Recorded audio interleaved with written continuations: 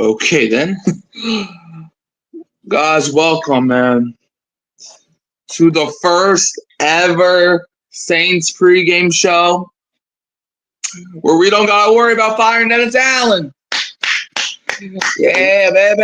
Let's go, what are we man. gonna talk about then? We're going to talk about the Riz God. The Riz God. Man, he's going to, if he beats Falcons, he's going to be like, is that your girl? Oh, babe, let me get it. All right, let me stop, bro. But yeah, man, the Saints are about to take on the Atlanta Falcons in about an hour. We got a lot of things to talk about, bro. Starting off, let me see if I can pull up the inactives. Hopefully they're released now. By the way, Dad, are you seeing this Giants-Panthers game? I am not. What's the scope? Panthers are currently up 17-7. Okay. Yeah, but I predicted them to win. So I mean, they still could lose. There's still 8 minutes to go, and the Giants have a first and goal. But hey, you never know. Let's go over these inactives. The New Orleans Saints inactives. Oh, Daniel Jones just kept that. Daniel Jones just, man, he's just like Jalen Milroe. But yeah, Spencer Rattler is inactive. However, Spencer Rattler will come in the game if something happens to both Derek Carr and Jake Haener. Jamal Williams is inactive. Thank you, Lord. Kool-Aid McKinstry is inactive, which, I mean, that kind of sucks, especially with having no Lattimore for the rest of his career. That's unless he comes back on like these Cinderella runs, but I don't see that happening. So yeah. Kool-Aid's out. Jalen Ford, rookie linebacker that we picked in the 5th round from Texas, he's inactive.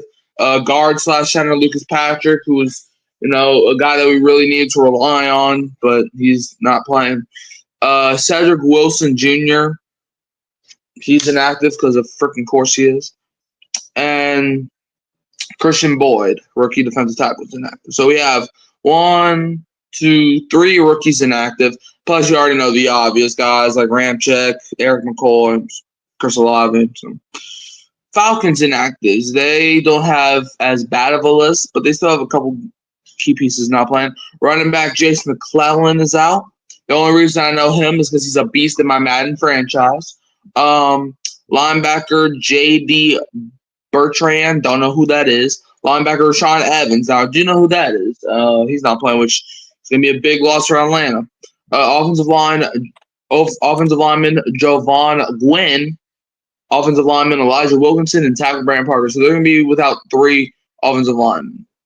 So that what advantage do you think the Saints can have going into this matchup? The home field advantage. That's about it. Okay. A lot of the players are just looking for next year at this point. I don't even think they're trying at this point. But maybe I'm wrong. Maybe they'll come up with a Herculean effort to win this game. We will see, my boy. We will see. Yeah, we will definitely see, man. The game will be at 12 p.m. Central Time on Fox. So if you want to watch this game, which I don't know why you would, but if you want to watch the game, that's the details. The Falcons' offense this season, or the last 5 games, and through the last 5 games, the Falcons' offense has scored 27-plus points 4 out of the last 5.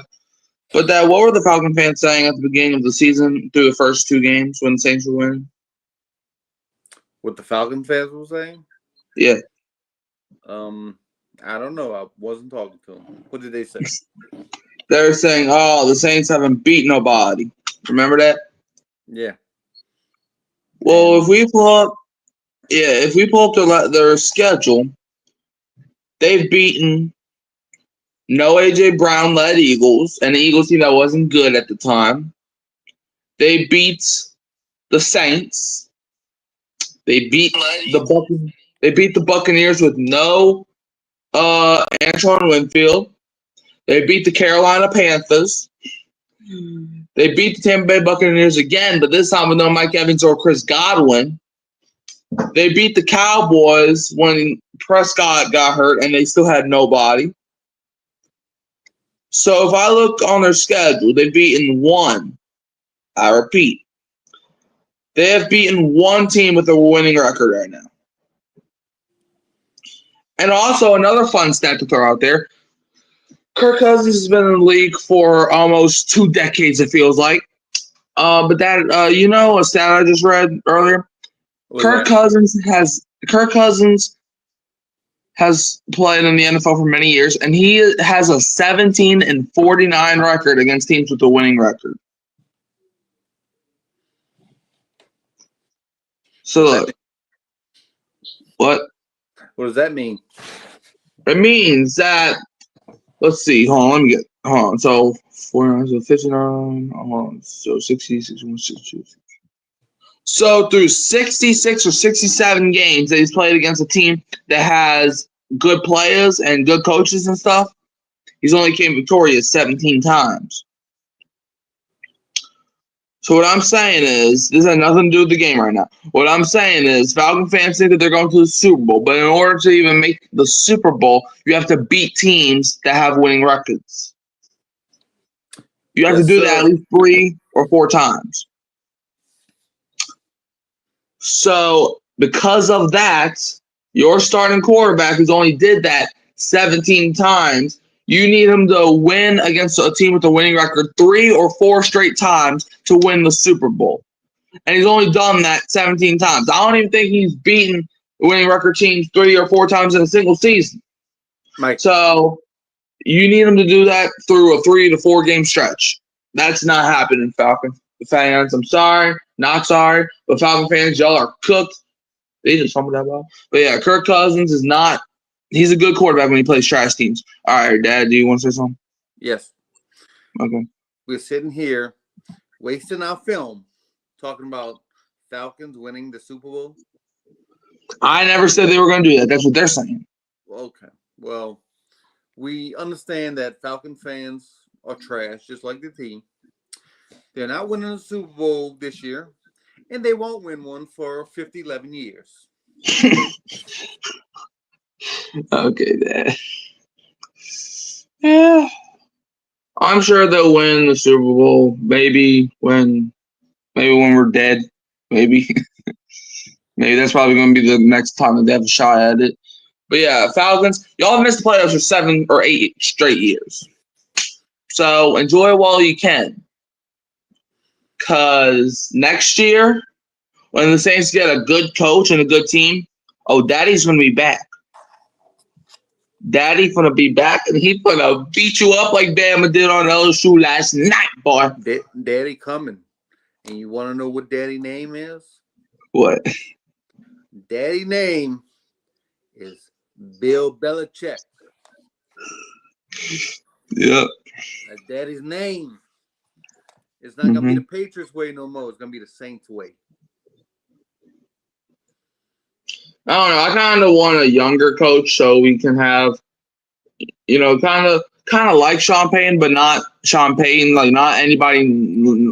I'm not saying I want the Sean Payton era back. I'm saying I want somebody like when we hired Sean Payton. We hired a younger coach with a bigger mind, and then we got 16 years out of him. If we get Bill Belichick, he might be with the Saints for like 2 to 3 years. So I don't know. I don't really want a coach that's above the age of 70. I kind of don't. I want a coach that may be late 20s to early 30s, maybe. So that's in my opinion.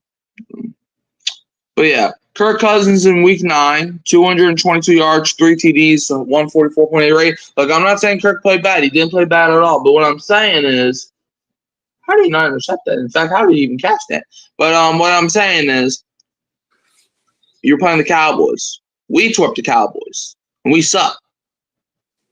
So, if anything, the two games that the Falcons have played against both the teams that we whooped, if I'm not mistaken, I believe the Panthers and the Cowboys both had leads on the Falcons at one point in the game. The Saints didn't do that. The Falcon fans, you can talk all this right now. Even if you win today, you can talk all this crap. You'll be 7-3. Congratulations. A lot of teams wish that they'll be 7-3, including me. But don't get ahead of yourselves, because Daddy's coming home. Daddy's home. Daddy just got the milk, and he's gonna beat you with it. Man, look, bro. Man, the Saints next year, when they're actually a good team, they're gonna rip the Falcons' legs off of them and beat them with it. All right, now let's continue this. All right, Kirk Cousins, the last two games, seven touchdowns, no picks. That would be cool, except you're playing the Bucks, one of the worst defenses in football right now, and the Cowboys, another horrible defense. So what does that make you if you can, look, I'm not saying you play trash, but keep that same energy. What, we should be praising you, saying how you're going to the Super Bowl because you're beating trash teams because of what? I understand good teams find ways to win, but good teams also luck out. Or no, bad teams also luck out sometimes. Okay? Bad teams beat good teams sometimes. Okay? Like, you remember the Raiders back in 2020? They were not that good of a team, but they beat the Chiefs, who were the best team that year. So bad teams find ways to win too. And you're just one of those bad teams that just keep finding out how to win with the skin of your teeth. I still remember week 1 when you lost to a kicker. I still remember when you lost to the Chiefs. I still freaking remember when you got blown out by a dude named Eugene. All right, Dad, is there anything you want to add before we move to the next thing? Nah, you covered it. What next? What you got next? So the next topic, all right, the Saints passing defense, if we're going to win this game, bro. Last week they played horrible.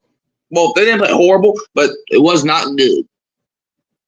Bryce Young, who is Daniel Jones threw another interception. But yeah, Bryce Young had 171 yards on us last week, 1 touchdown and 1 interception, which was an amazing play by Shamar Jean-Charles. Just got elevated from the practice squad last week and balled out. But through 2024, the Saints passing defense is allowed an 80.2 rate, which is 6th in the NFL. So, Dad, what is the Saints passing defense going to have to do if their goal was to stop Kirk Cousins?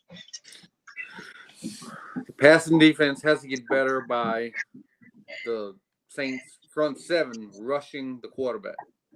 You can't let these guys run routes, for 4, 5, 6, 7 seconds.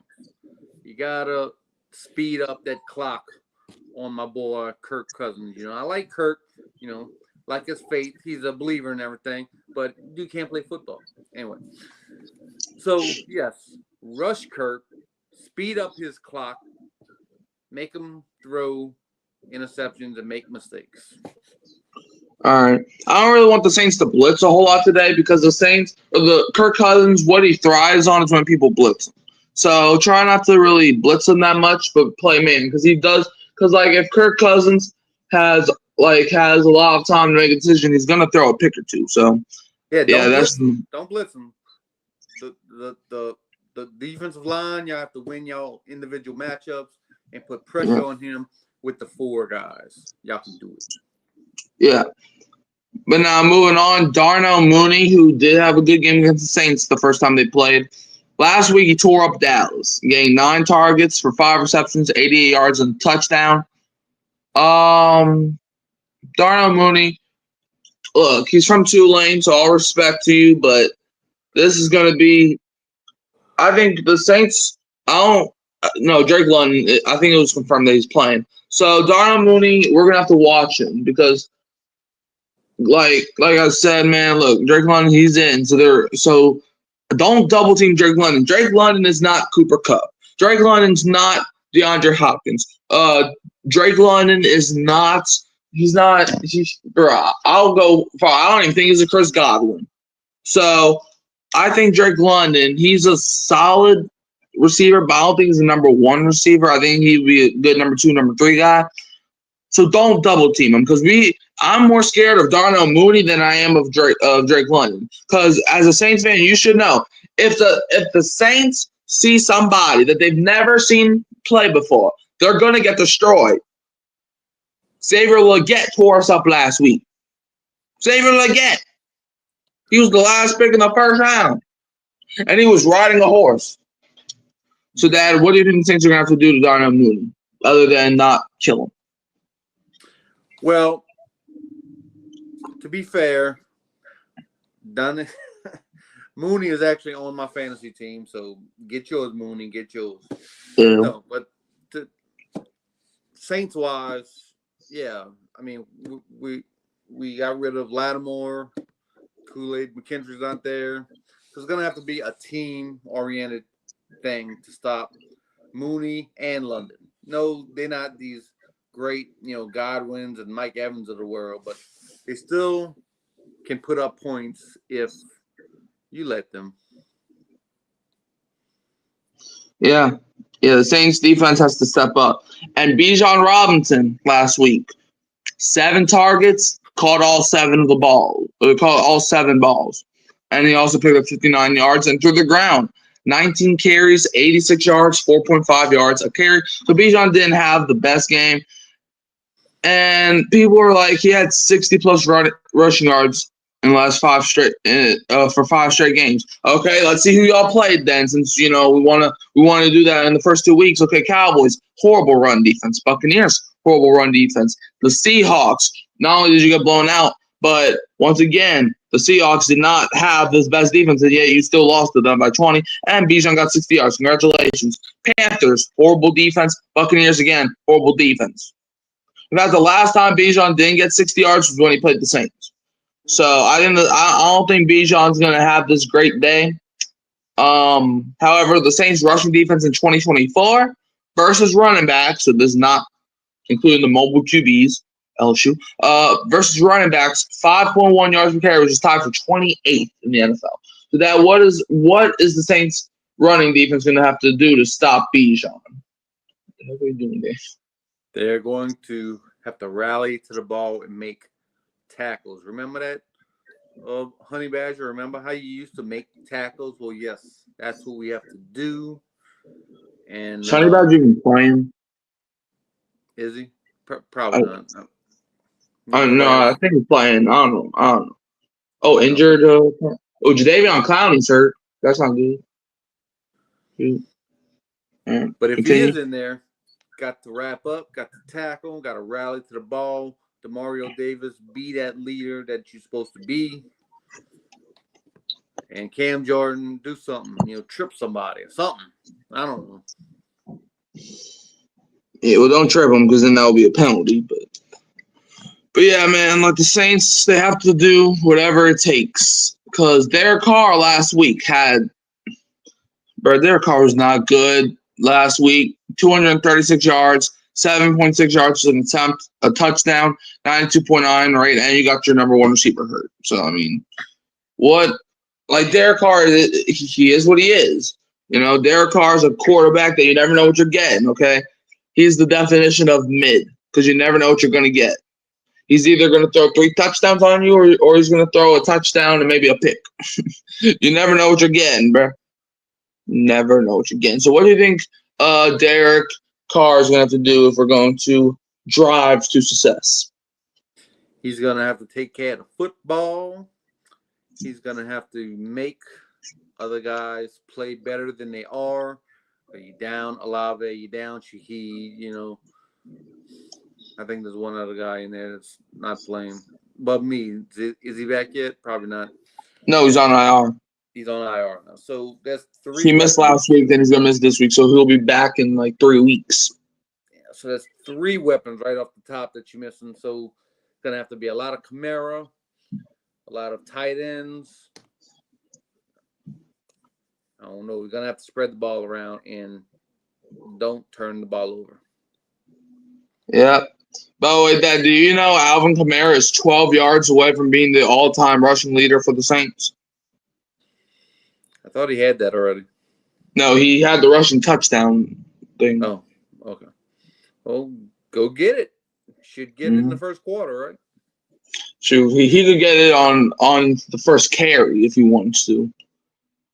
But yeah, Alvin Kamara, week 9 last week through the air and the ground. Well, through the air, he had 9 targets, 6 receptions for 60 yards.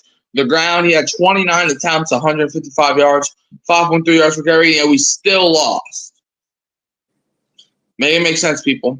However, man, what I'm looking forward to in this game, we need the tight ends to play sharp again. Because like Juwan Johnson, Taysom Hill last week, both of them combined for 7 targets, 6 receptions, and 82 combined yards. Our tight ends have been flawless this season. Foster Moreau, Juwan Johnson, Taysom Hill. Well, that was just Johnson and Hill. Moreau had that long touchdown. But the Saints need to step up today in the tight end room. Because we have no receivers. This is going to be a game where if Derek Carr throws it up, you have to go get it. You have to go get it. And I think the Saints are going to be motivated than ever to play with their heart. Because they know deep, as much as they're probably not going to want to admit it, they know they did not want Dennis Allen in the building no longer. And Darren Rizzi, from what I was hearing, is firing guys up. Colin Saunders made a comment about him wearing his damn Rizzi shirt. You saw Blake Groupie rocking the shirt. So they look like they're fired up. So that what's the Saints going to have to do in the tight end game? The tight end game. You're going to have to get fired up. You're going to have to hope Rizzi's comments fire them up because tight ends, Juwan Johnson, he hasn't really shown up this year yet. He's had a couple good moments, but not just a great game or a great breakout performance at all.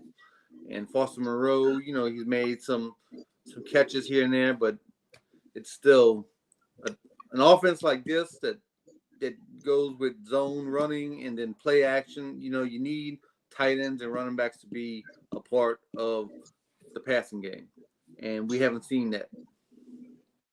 Yeah, and that's Kubiak's fault. Come on, Kubiak.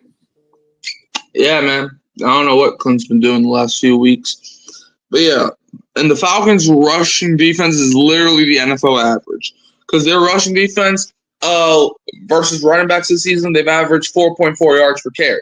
And apparently the NFL's average is 4.4. So the Falcons have been allowing the average yards per carry by running back. Their run defense is pretty solid.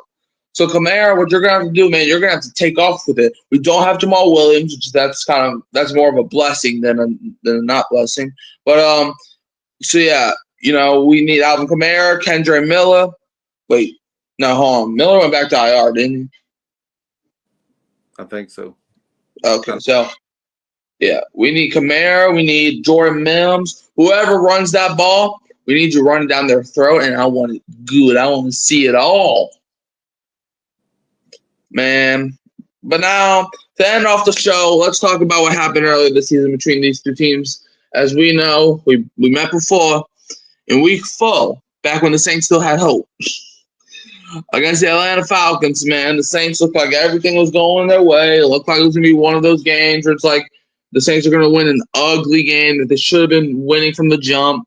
Alvin Kamara gets the go-ahead touchdown just to get a PI call, which ended the game right there because Young Hoku never misses against the Saints. I don't know what that little boy problem is, but he needs to chill out because, bro, he misses field goals against every single team, bro. You just dropped that and you got paid 4 years. But yeah, he misses field goals against every single team. I understand he's a good kicker, but he misses field goals against every single team. I can't name the last time he missed a field goal against the Saints. And don't give me that week 1, 2022, because we blocked it. If we would not have blocked that kick, that was going in. So I cannot name the last time he blocked a kick that didn't get, or that he missed a kick that was just a regular miss. I can't name it against the Saints. In fact, the game after they beat us, guess what? Young Hoku missed not one but 2 field goals. Make it make sense, people. Make it make sense. But yeah, and the Saints gave up 2 defensive touchdowns. You had that muffed punt, and you had the pick 6 by Troy Anderson. So that what do you think the Saints are gonna have to do way differently than they did in Week 4? They're going to have to break Kenwan Koo's leg. No. They're going to have to play smart. The penalties and the critical situations is what did us in there to give Koo that last second shot at a field goal. So playing smart and not relying on field goals at the end of the game. So get up early and just ride that wave to a who that victory. Yeah, man. Hold on, let me fix this real quick. All right. All right, back. All right, so that hold on, see Daniel Jones. Okay. All right, so to end off the show, what's your score prediction? Do you have Atlanta going to 7-3, Saints 2-8, or do the Saints go to 3-7, or does Atlanta go to 6-4? What's the final score, man? My final score, I forgot what I gave it to you on the pick day, but I'm gonna just go ahead off the top of my head. I think Atlanta wins this game 21-16. Okay, 21-16. I have Atlanta winning 25-23. I think the Saints will be playing motivated. It's just going to be not enough to win when Young Hoku hits an 85-yard field goal for the win. So, yeah, bro. You know what? Here's a hot take. I have Young Hoku making 260-plus yarders today. I do. Get it. Cool, get it. Because you know why? Because the Saints, man, look, I know it's kind of hard to stop a field goal, but the Saints keep allowing kickers, or like the kickers, they just don't miss against the Saints. I don't know why. Because I think only one team, maybe 2 teams, I think maybe Carolina missed a field goal last week. I don't know. But there may have been like 1 or 2 kicks that teams missed against us. The Eagles game, Elliott missed that 40-yarder, I think, or was it? I don't know. It was some. It might have been 60-yarder. I don't know. But yeah, he missed that. And then I think maybe Eddie Pinero might have missed a kick last week. I don't know. But there was at least only 1 kick that I can remember off the top of my head that a team missed against us. And now I'm getting notification that the Saints are not playing rebuild. Man, shut up. Yes, they are. If they restructure one more contract, I'm going to I'm gonna stick my foot up their John Brown hind parts. And then they're gonna run a mob. Titans. Yeah. Wait, what you say? That's a good movie. Remember the Titans. But anyway, Before we go, I got a hot take for you as well. The Saints and most of the teams have played 9 games already, which means if you do the math, we've got 8 games left. So we're now on that downslide of the second half of the season. We start that today. If the Saints win their last 8 games, that's a 10-win season. And I'm here to tell you today that I am not making that hot take. They are not going to win the last 10 games. In fact, I think, I don't know how you feel about this, but I think we may need to start, looking for this first pick in the draft situation. We have 9 teams in the league right now that has 2 wins. Stop being so bad. The Saints are part of this 9 teams. Let me tell you. Let me read these teams off to you. But one team probably get the 3rd win between New York and Carolina. The Titans, the Dolphins, the Browns, the Panthers, the Jaguars, the Raiders, the Saints, the Patriots, and the Giants all have 2 wins. So, you can charge one of them, man. That if we win this game, no. Yeah. If we win this game and we end up with, the 8th pick in the draft or the 10th pick in the draft, we're going to look back at it and like Atlanta screwed us again. Our nemesis screwed us again. We could have had the the 4th or 5th pick. Instead, we have the 9th pick. So we missed out on our quarterback. Thank you, Atlanta, for screwing us again. I mean, to be fair, the QB class this year ain't that great, so it's not like they're like I don't know. I don't really want to root us to tank because like you can get a good player anywhere. Okay, so like you can get a good player anywhere. Like so, like for example, in 2022, the best quarterback out of that draft class was the last pick in the draft. So like, I mean, you can get a good player anywhere. But I understand what you're saying because like Shadur Sanders, you got him. I do not want. However, here's a player that I know I don't want. Don't take Jalen Milroe. I know, I understand he had 4 rushing touchdowns against LSU, but that's just because LSU sucks. Don't take him. He overthrows people like it's his job, and all he can do is run for 4 touchdowns against my crappy defensive line because they can't guard no running quarterback. Shoot, he'll be a good nemesis for the Saints. Where